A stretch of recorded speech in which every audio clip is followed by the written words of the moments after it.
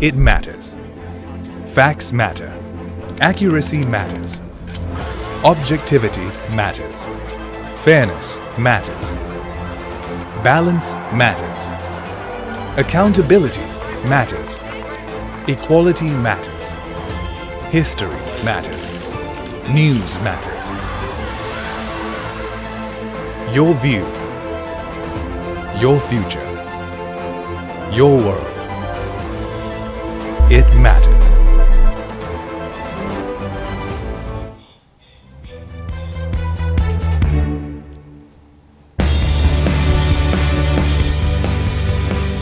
Hello everyone, and welcome to World News Day 2019. In the next half hour, we will be celebrating works from professional news organizations and the impact they have on the communities they serve. That's right, Alyssa. Now the show is jointly organized by the World Association of Newspaper and News Publishers, the Straits Times, and supported by the Google News Initiative. That's right. But before we kick things off, let's hear from the person on the street what they think about journalism. Can you describe journalism in one word? That's really difficult. I don't know if I can. Dangerous. Exciting. Honesty. Creative. Interesting. Freedom. Information. And what about you? Awareness. Truth. Biased. Hard-hitting. Controversial. Propaganda. Informative. Keep up the good work. Keep informing us. If we're not informed, the world's a poorer place. Well, we've heard what the public thinks of journalism. Let's talk to someone who has the inside knowledge of journalism, and from who else but Mr. Warren Fernandez, the Editor-in-Chief of the Straits Times. He also happens to be the president of the World Editors Forum, which he can tell us more about. Hi, Warren. Hi. Thank you for making the time to come on the Thank show you. today. So we'd like to know, what is World News Day and why was it created? Well, World News Day is all about celebrating journalism.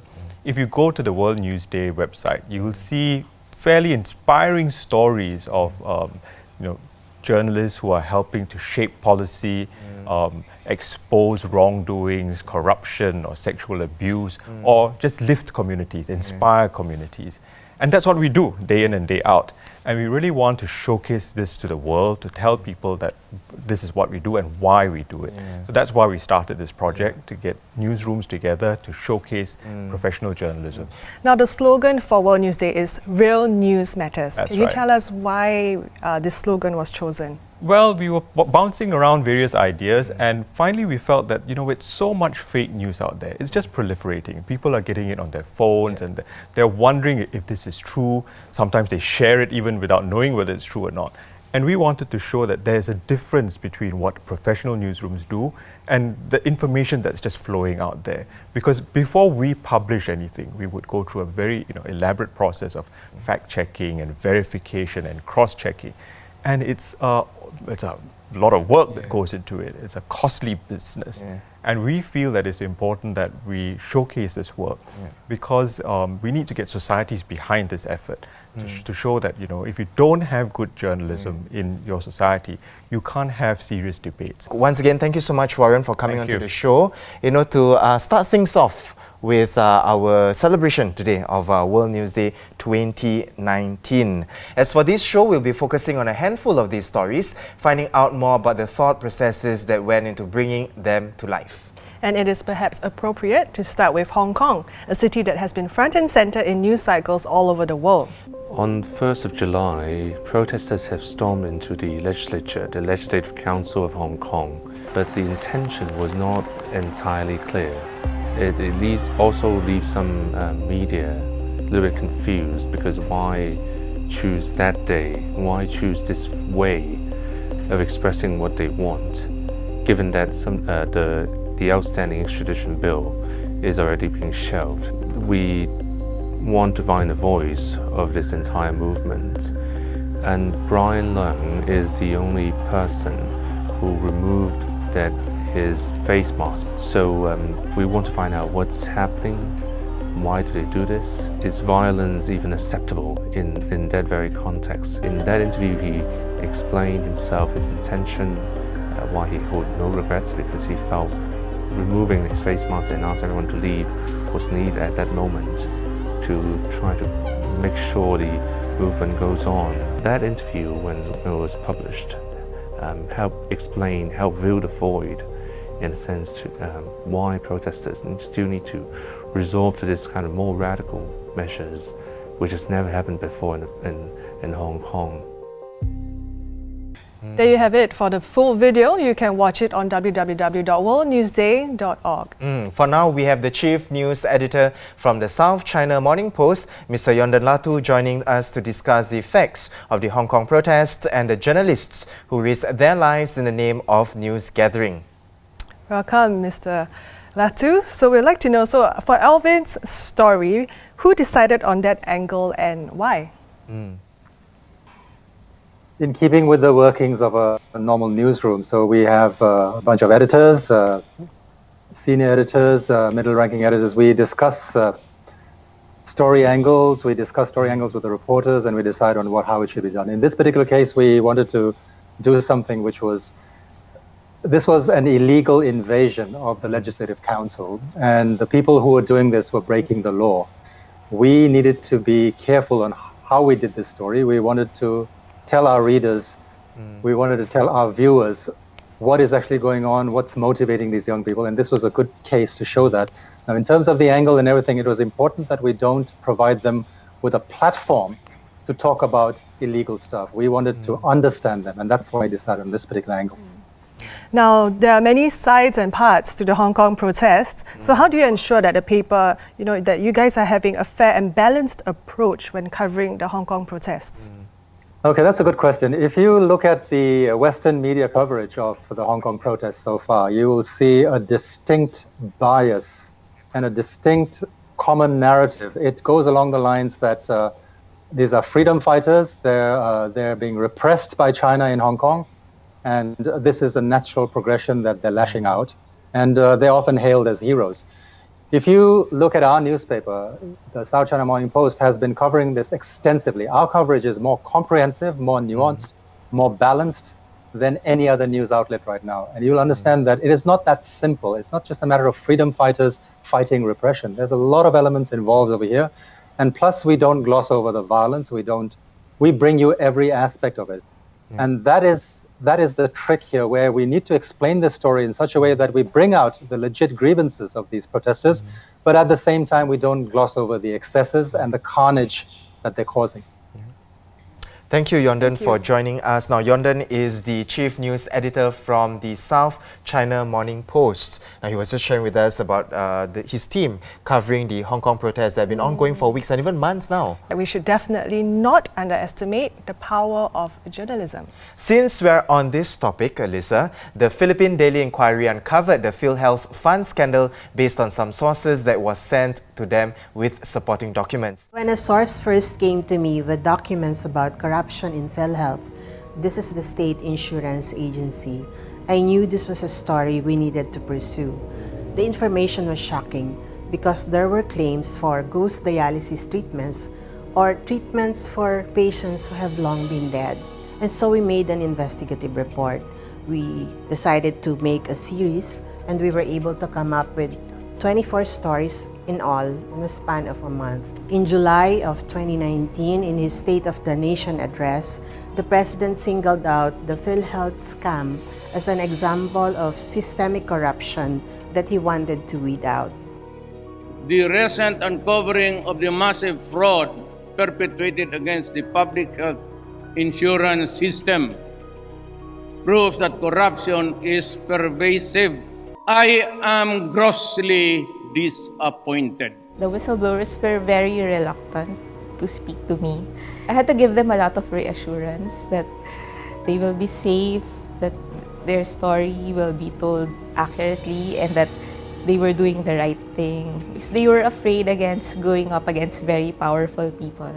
For us in the Inquirer, this is a validation of the value of good journalism to the community and the country, exposing the web of corruption so that public funds and public interests are protected and corrupt officials are held accountable.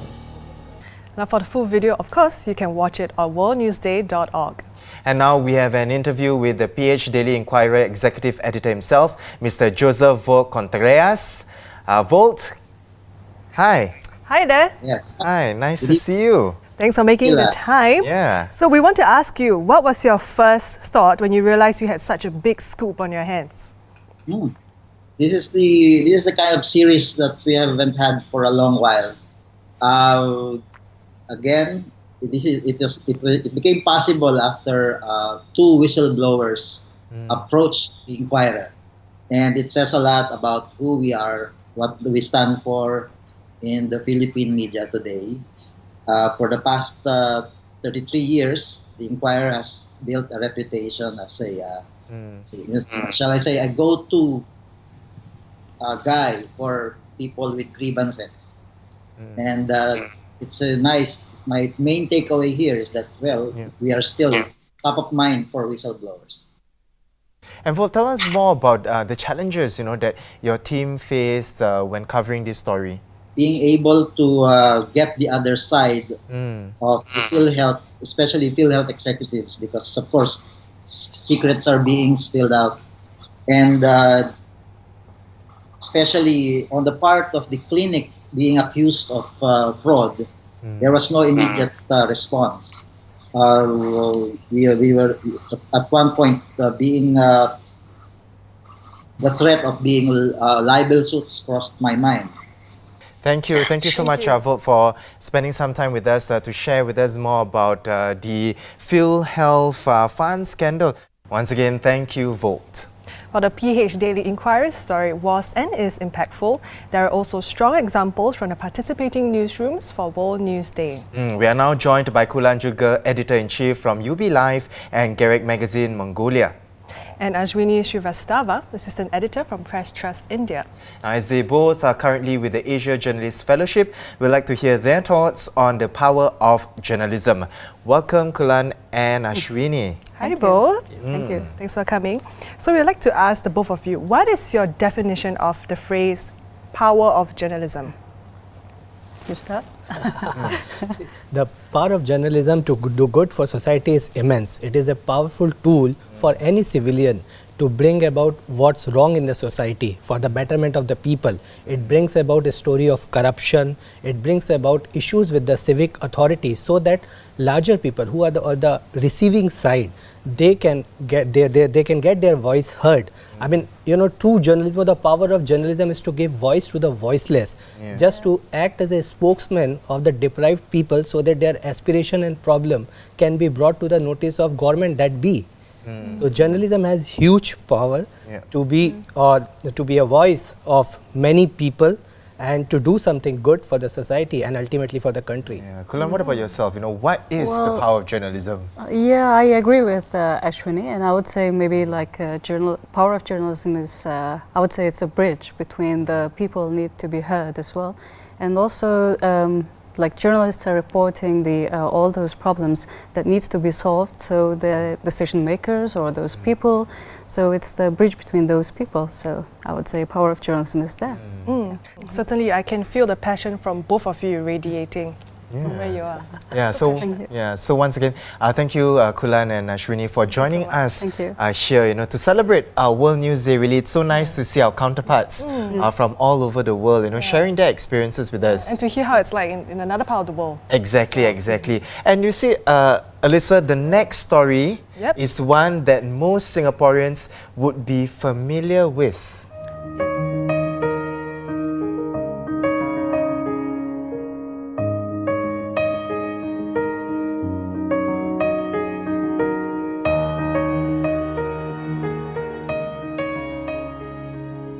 We are all under the impression that you can claim quite substantially from MediShield. But when I got a bill, I was quite shocked. After the government subsidy, I could only get $4.50. I said, that looks very ridiculous. I was wondering, how do I get people to know that I got $4.50 only? I thought, well, the best way is to get through to the media. Then I remembered that Selma, the senior health correspondent, and she's the best choice to reach the public. Sama did a wonderful job of covering my case. It seems there's a lot of response from the public, not happy about the $4.50, and there's a chain reaction after that,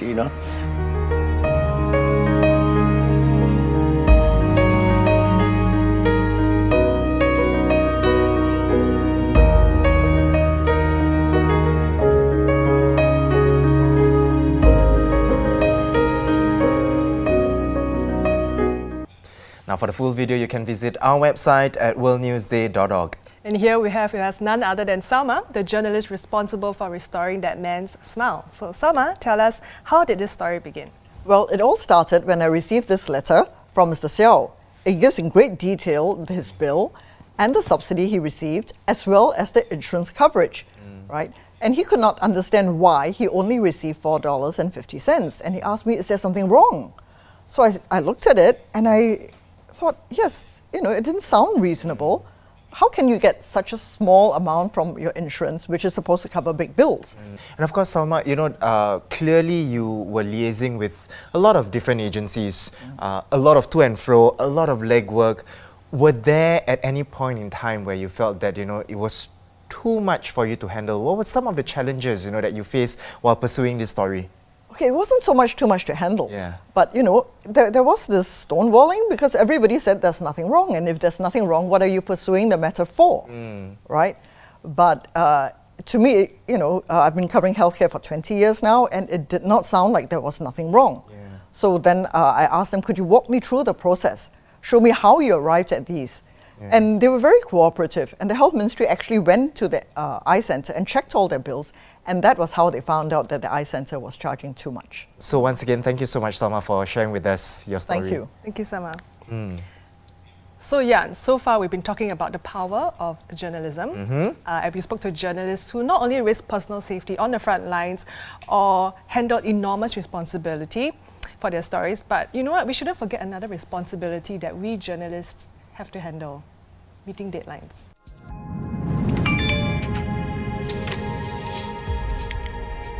This is what we do. This is the distance we go.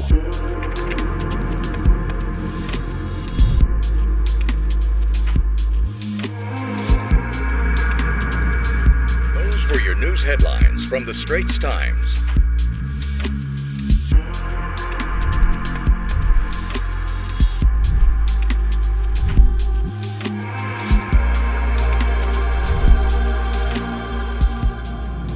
Because real news matters. But now, in this day and age, there are other ways to consume news other than reading a physical newspaper. We're now in the digital age where there are many other mediums for news and everything is easily available on our smartphones. And of course, with this convenience comes an array of challenges, and that is exactly what we are going to discuss in this segment with two of our correspondents from the ST Newsroom, Rohit and Rachel. Tell us, how long have you been a journalist for, and really, which year did you guys start out, and how did it all begin?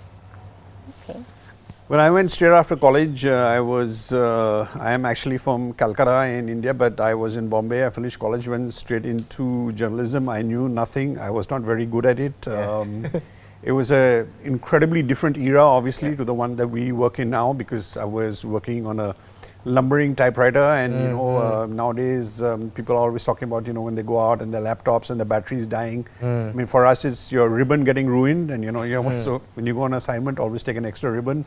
And it's just different. But I think it was a journalism that taught you a couple of interesting things. One is there were no mobile phones, of course, and I'm talking about 1985, which is when I started. There were no mobile phones, so you actually had to go and meet people a lot. And I think that was a different type of thing. I think there was no WhatsApping and texting people or whatever. You had to meet them. So I think it helped you understand people better when you see them face to face. So it was a different type of journalism, and I enjoyed that part of it. Rachel, representing us. So I became a journalist on the 29th July 2013. But I was already interning as early as in 2009. And I think that it's quite obvious the change that ST has made. For one, I think the older folks in the newsroom realize that you have to get on board the digital train sooner rather than later. I had to think for a while when Rohit said ribbon, man. I was like, what are you talking about? For us, this is it. This is our all-in-one.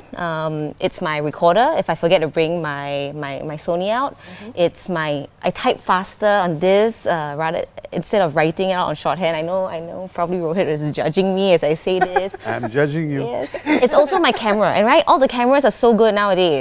So this is literally the only thing I need. I don't even need to bring my handbag. I only bring my handbag for as a prop. and it's effectively, this is your office now. But I think the basics of journalism still stand for us. I mean, like what Rohit said about talking, researching, that's very much still part of it, just that maybe we can do it faster. And you know, talking about that, of course, technology is one that has changed the gameplay for our job. What else, you know, do you guys reckon that that threatens, as it were, journalism now? Well, I think the threats, I mean, obviously, I think, you know, when I grew up, you know, and of course I had a romantic view of journalism, and I loved these writers who presented the world to me and explained the world to me, and I believed them. I think that is the most important thing. I believe them. But I think now, fake news and WhatsApp forwards, I think that's really the biggest issue, is that people need to believe newspapers again. And I think it's very important that newspapers have to hold themselves to a certain standard. Got to verify facts, got to have all that sort of stuff. So for me, that's the most important thing, that newspapers have to return to being the place where people believe. But it's hard, you know, also because I think attention spans is another threat, you know. I think sometimes newspapers are actually competing with dog and cat videos because people are just looking at them on the train. I can see that, you know, if this story, I don't like it, I'm just swiping and going on to some video and then swiping. So I think there are some, you know, it's a tough world out there, I think, for news. I'm going to add another fear to that. I think the whole idea of confirmation bias. So I think I would probably consider myself a little bit more liberal. So I have to constantly check myself that even on Facebook, if I see somebody who is a little bit more hawkish, conservative in their views, I try not to roll my eyes. I have to look at it, be very careful, consider their views.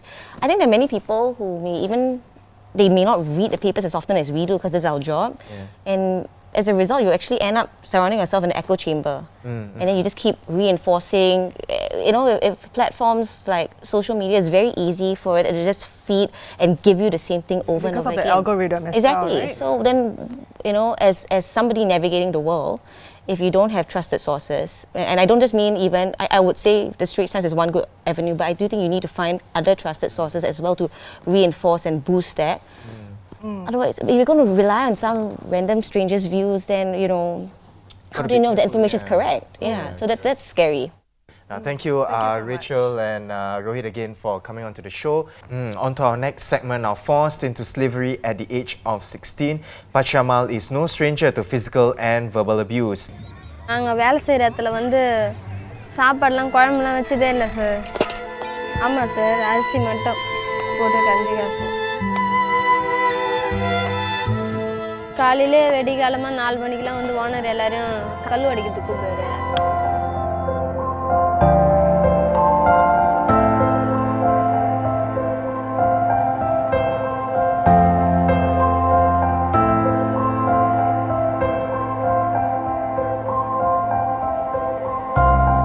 நாங்கள் release ஆகிட்டு வந்ததுக்கப்புறமா இந்த வேலை தான் sir செஞ்சுன்னு இருக்கிறோம்.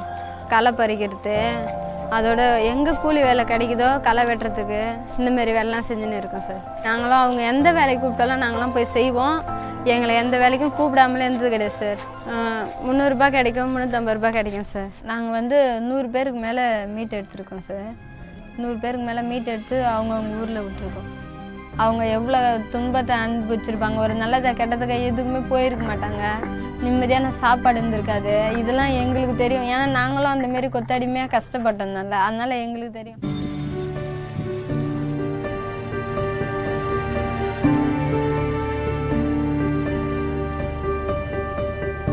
எனக்கு எவ்வளோ பேர் தெரியுமோ அவ்வளோ பேரை காப்பாற்றலாம் அப்படின்னு நினைக்கிறேன் sir.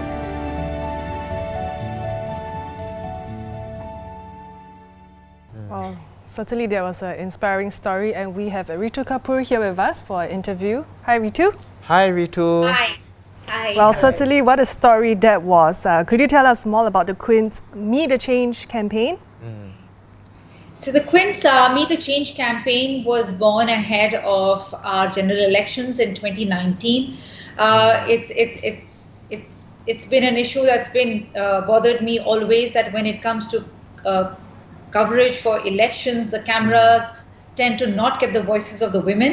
And we also knew that this year, the first time women voter would comprise a significant electorate and could therefore use a platform like the Queen's to voice the concerns. Now, very, very rarely are women's issues highlighted in manifestos of election parties during campaigns. So the idea was to front end women's issues through the women themselves. And Ritu, let's shift the focus to Patri Amal. How difficult was it, to gain her trust, to get her to tell her story? As you can imagine, for somebody who's been in bondage slavery from the age of 16, it doesn't come easy for her to trust anyone. That was one aspect. The other was she had, by the time our cameras reached her, she's sort of been trained to parrot a certain kind of narrative if a camera appeared in front of her. So what Vikram did was fairly prolonged, but was worth it. That he made almost 4 visits to her village without a camera, just to hang around her, just to spend time with her, just to win her trust, along with his camera person, but without any equipment, without any devices. Thank you so much, Ritu. Thank you. Thank you for having me. Our next inspiring story is someone who champions interfaith work and the vulnerable. This person was named the Straits Times Singaporean of the Year 2018, and she is none other than Ms. Siti Noor Mastura. She is 29 and the founder of non-profit organizations Interfaith Youth Circle and Back to Basics. One day I came back home after my O-level exam, and I saw my mom, she was just screaming and saying, I can't do this anymore.